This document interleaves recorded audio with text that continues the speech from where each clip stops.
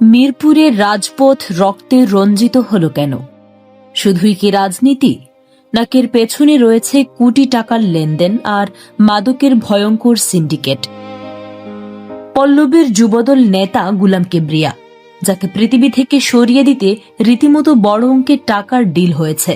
রেবের চাঞ্চল্যকর তদন্তে বেরিয়ে এসেছে এই হত্যার মূল কারণ নিছক কোনো দলীয় মতভেদ নয়, বরং মিরপুর এলাকা কেন্দ্রিক এক ছত্র আধিপত্য বিস্তার।